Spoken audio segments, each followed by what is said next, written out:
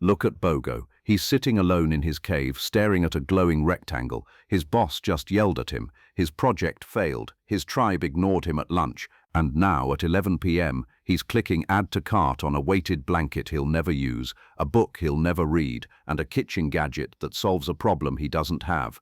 Within 6 minutes, he's spent $200. Within 12 minutes, he feels nothing. The dopamine spike lasted 40 seconds. The credit card bill will last 40 days. Why do you immediately open Amazon and buy useless junk whenever you have a bad day at work? Do you need it? No. Is it a reward? No. Is it self-care? Absolutely not. It is dopaminergic grooming. In nature, when a primate is stressed, it seeks grooming from the tribe to lower cortisol, physical touch, social bonding, the reassurance that you're not alone. Shopping mimics this receiving sensation. You are paying a corporation to electronically groom your anxiety away, except there's no tribe, there's no touch, there's just a cardboard box and buyer's remorse. Here's what's happening in BOGO's brain. When stress hits, his amygdala floods his system with cortisol. That's the alarm chemical. It screams, you are unsafe, you are rejected, you need relief now. In the Stone Age, BOGO would have walked over to another caveman, sat down, and let them pick bugs out of his hair for 20 minutes. That physical act of receiving care would trigger oxytocin, the bonding hormone, which directly suppresses cortisol. Problem solved, stress regulated, tribe reinforced. But BOGO doesn't live in the Stone Age. He lives in a studio apartment with no tribe in sight. So his desperate ancient brain scans the environment for the next best thing, and it finds a modern substitute: acquisition. The act of receiving a package mimics the act of receiving care. Clicking buy now gives him the illusion that someone is about to give him something, that something is coming to rescue him, that he is worthy of receiving. The purchase is not about the object, it's about the emotional transaction. BOGO's brain doesn't distinguish between I am receiving grooming from my tribe and I am receiving a package from a warehouse in New Jersey. Both involve waiting, both involve anticipation, both involve something arriving that's meant for you. The lizard brain interprets the UPS truck as a member of the tribe bringing you a gift. And here's the cruel part. It works for about 90 seconds. The moment BOGO clicks confirm order, his brain releases a small burst of dopamine, not because he has the item, not because it will improve his life, but because his subconscious believes relief is on the way. The same way a lab rat presses a lever and expects a food pellet. The same way a gambler pulls a slot machine and expects a jackpot. The dopamine is not a reward, it's a prediction error. It's your brain saying, help is coming. But help is not coming. A weighted blanket is coming. And when it arrives, BOGO will feel nothing, because the brain already spent the dopamine during the transaction. The package is just the proof that he got scammed by his own neurons. Now let's add the second layer, the retail therapy illusion. BOGO tells himself he's treating himself, he calls it self-care.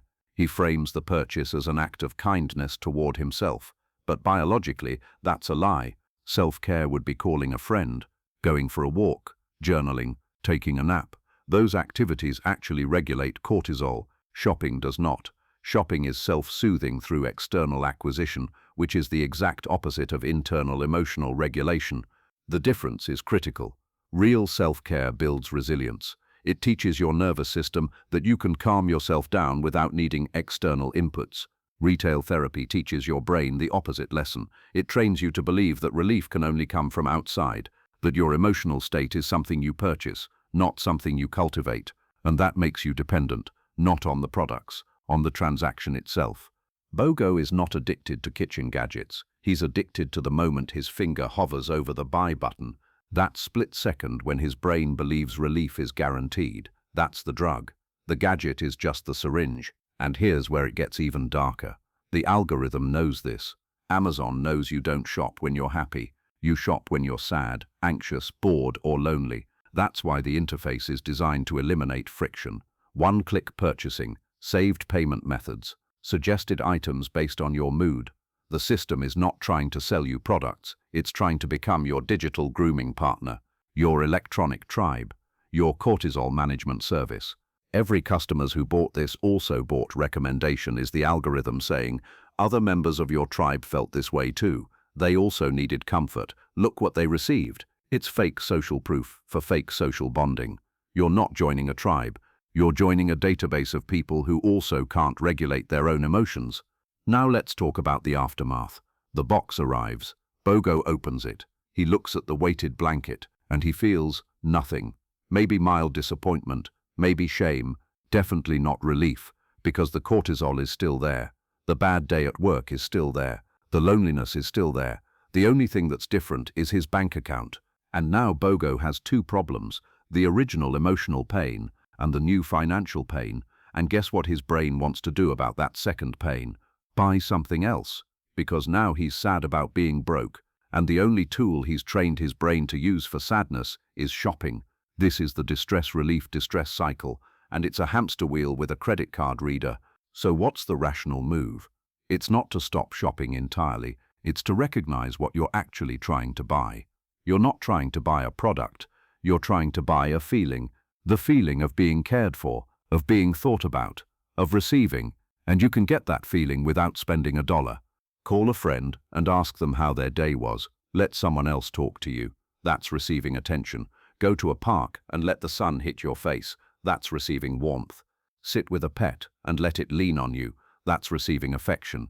These are all acts of receiving that trigger the same oxytocin response as grooming without the credit card bill. Or try this. The next time you feel the urge to shop, set a timer for 20 minutes. Do not open the app. Do not browse. Just sit with the discomfort. Let the cortisol spike pass. Because it will pass.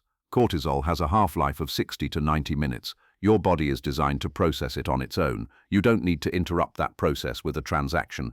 And if you absolutely must shop, make it a manual process. Delete your saved payment info. Remove one-click purchasing. Force yourself to type in your card number every single time.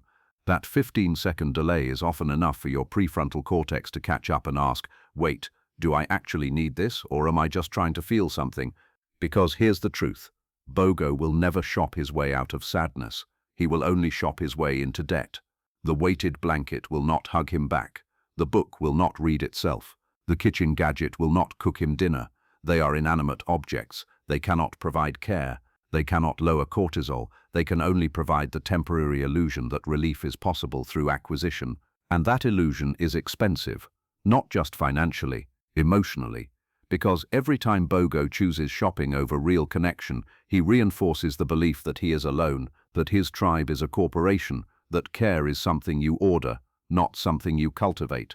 So the next time you have a bad day, don't open Amazon. Open your contact list. Don't add to cart. Add to your support system, because the only thing that actually regulates cortisol is connection. And connection is the one thing you can't buy in bulk.